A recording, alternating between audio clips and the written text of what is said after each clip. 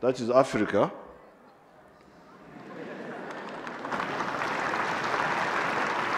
"5,000 years ago was here in Africa. Then later on, civilization spread to Greece, to Rome, and so on. Africa is the one which protected the modern religions at some crucial points.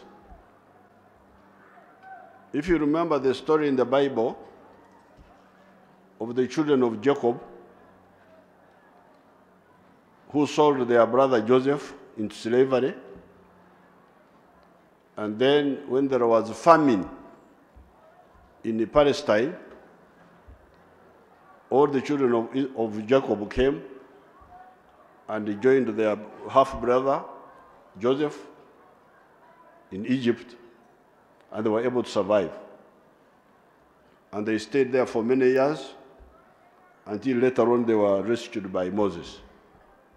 So again, you have Africa saving those people at a crucial point. When Jesus was born, you remember, the King Herod ordered that all the young children should be killed because he was worried, because somebody had told him that a new king had been born. So Herod said, kill all the children of such an age.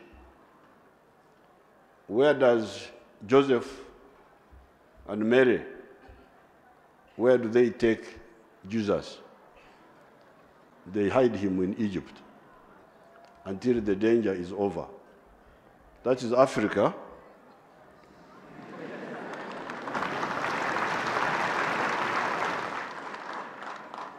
Again, playing a very crucial role. Much later, when Muhammad had problems with his Arabs, they wanted to kill him. Where does Muhammad run to? Ethiopia. That's why he stays until the situation is better in Arabia, and he goes back. So this is Africa, the origin of man, the pioneer of civilization, the protector of modern religious movements at crucial periods. Yet this Africa, in the last 600 years, has gone through many problems. What are these problems? The slave trade ravaged Africa for many years. Many people perished in that trade. Up to today, if you go to the US, you will find black people there. If you go to the Caribbean, you find the black people there. If you go to Brazil, all those black people are there. They were taken there as slaves. Then there was colonialism. After, there is one of the scholars, Dr. Rodney, whom one of your people, your professors here, Migot, would know. He wrote a book entitled How Europe Underdeveloped Africa. Or rather, he could even have said, How Africa Developed Europe.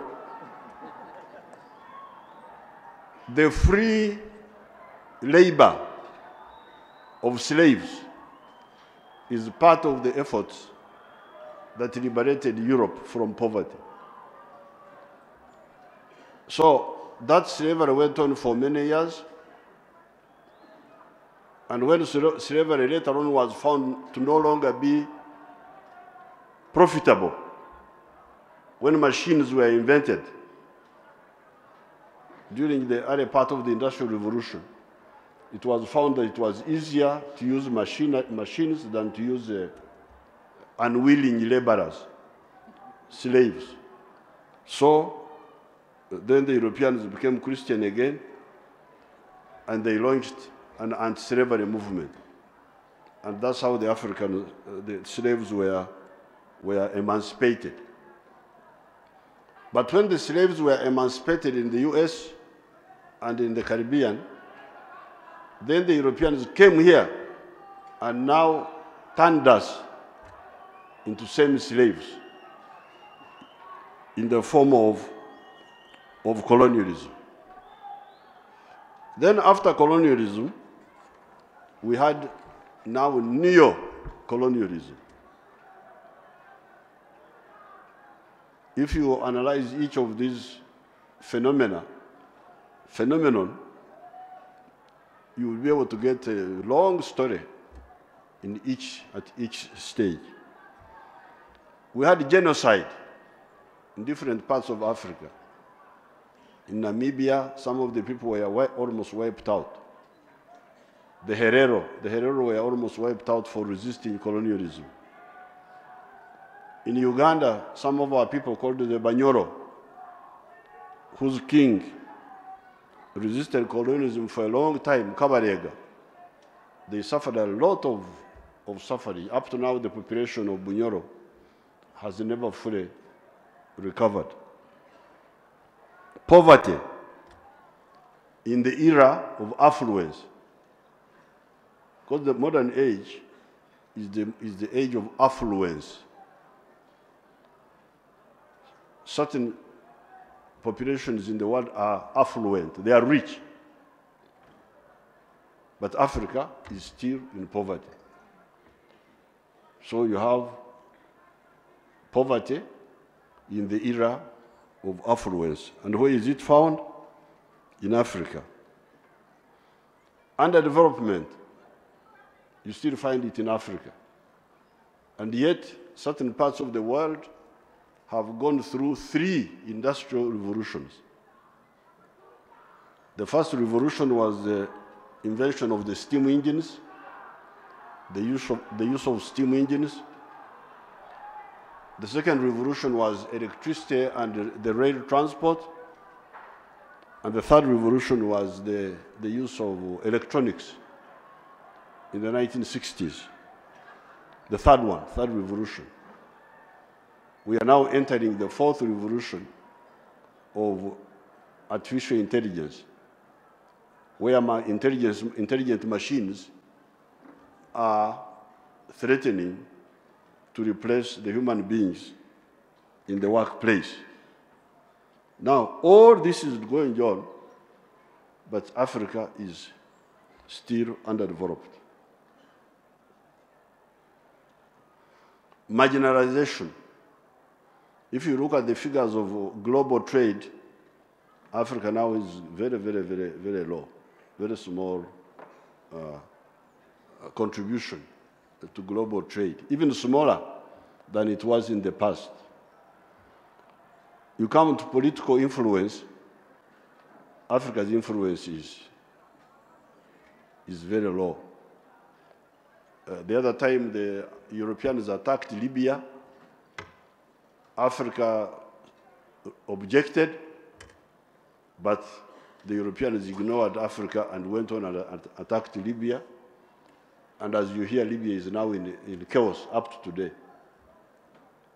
And that chaos of Libya has spread to the rest of the Sahel region, to Niger, to Mali, to Burkina Faso, to Cameroon, to Nigeria. And this was on account of something we advised the Europeans not to do, but they ignored us and went ahead and did it. This is political marginalization. So the question is, what happened? How could the first be last and for so long? Because you remember when I started,